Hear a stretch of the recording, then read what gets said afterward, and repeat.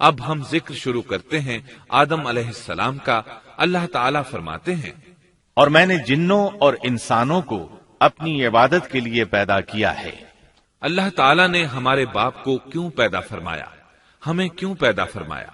تاکہ ہم اس کی عبادت کریں، اگرچہ وہ عبادت کا محتاج نہیں، وہ تو بے نیاز ہے، البتہ ہم اس کے محتاج ہیں۔ اس کے اسماء بہترین اور حسین ہیں، وہ عالی شان صفات کا مالک ہے۔ اس نے اپنے ناموں کے آثار ظاہر کرنے کے لیے مخلوق کو پیدا فرمایا، رحمت کے آثار، قدرت کے آثار، جبر اور طاقت کے آثار اور حکمت کے آثار ظاہر کرنے کے لیے مخلوقات کو پیدا فرمایا، ورنہ وہ کسی چیز کا محتاج نہیں۔ آدم علیہ السلام کی تخلیق سے پہلے ہی اس بارے میں اللہ تعالیٰ کا فرشتوں سے مکالمہ ہوا۔ اللہ تعالیٰ نے فرمایا، اور جب تیرے رب نے فرشتوں سے کہا میں زمین میں ایک خلیفہ بنانے والا ہوں۔ خلیفہ سے مراد ہے نائب، اور یہ کہ اس کی نسل میں سے ہر ایک دوسرے کا خلیفہ ہوگا، جبکہ سیدنا ابو بکر صدیق رضی اللہ عنہ نبی اکرم صلی اللہ علیہ وسلم کے خلیفہ ہوئے۔ سو اللہ نے ایک خلیفہ بنانے کا ارادہ فرمایا جو زمین میں حکومت کرے اور اس کو آباد کرے۔ چنانچہ اللہ تعالیٰ نے فرمایا، اللہ تعالیٰ نے تمہیں زمین سے پیدا کیا اور اسی نے اس زمین میں تمہیں بسایا ہے۔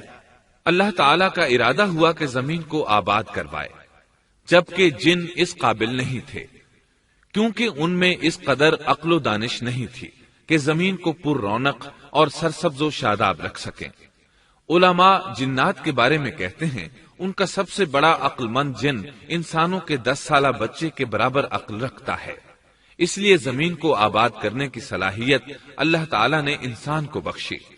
اللہ نے انسان کو بہترین ڈھانچے اور حسین ترین شکل و صورت سے نوازا، پھر اپنی روح اس میں پھونکی۔ فرشتوں نے اس سے سوال کیا، ایسی مخلوق کو کیوں پیدا کرتا ہے جو زمین میں فساد کرے اور خون بہائے؟ اور ہم تیری تسبیح، حمد اور پاکیزگی بیان کرتے ہیں۔ اس کے جواب میں اللہ نے فرمایا، جو میں جانتا ہوں تم نہیں جانتے۔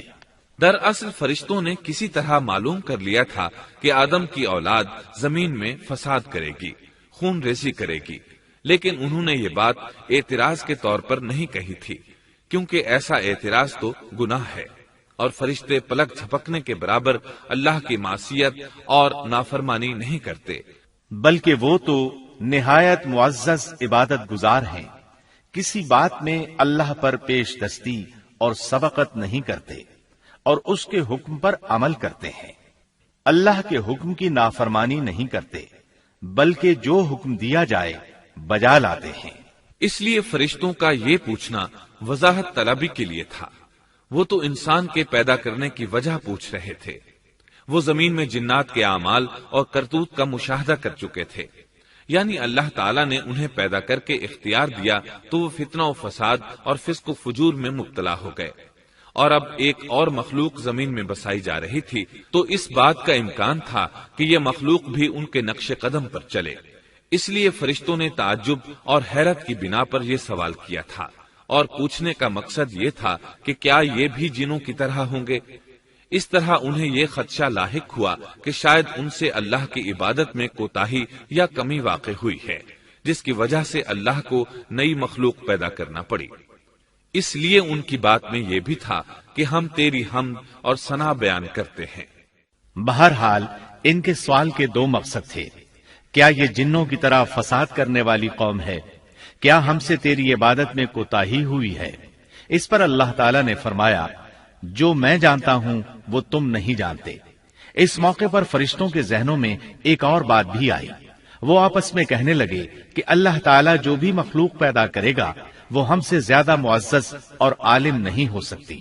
یعنی جب فرشتوں نے باقی مخلوقات کا جائزہ لیا، مثلا آسمان، زمین، پہاڑ، جن، چوپایوں وغیرہ کا، تو انہوں نے سوچا یہ ہم سے زیادہ مرتبے والی نہیں ہے، لہذا یہ مخلوق بھی پیدا ہو رہی ہے تو یہ ہم سے زیادہ مرتبہ نہیں رکھتی۔ یہ ہمارا خاص مقام ہے کہ اللہ کی تسبیح میں مصروف ہیں، کفر سے محفوظ ہیں، ہر حکم بجا لاتے ہیں، اللہ کے تمام احکامات پورے کرتے ہیں، آسمان اور زمین میں اس کا حکم نافذ کرتے ہیں، اور اللہ کے نزدیک ہم سب سے زیادہ شرف والے ہیں۔ لہذا اگر یہ نئی مخلوق انسان بھی پیدا ہو جائے تو کیا ہوا، ہم سے زیادہ معزز اور علم والی تو نہیں ہوگی۔ بہرحال جب اللہ تعالیٰ نے آدم کو پیدا کیا تو زمین کی مٹی لانے کا حکم فرمایا، چنانچہ اللہ تعالیٰ کے پاس مٹی لائی گئی۔ امام ترمذی، ابن حبان اور امام احمد رحمت اللہ علیہ نے ایک حدیث بیان کی ہے جس کے الفاظ کچھ یوں ہیں: اللہ تعالیٰ نے آدم علیہ السلام کو مٹی کی ایک مٹھی سے پیدا فرمایا، اس مٹی کو اللہ تعالیٰ نے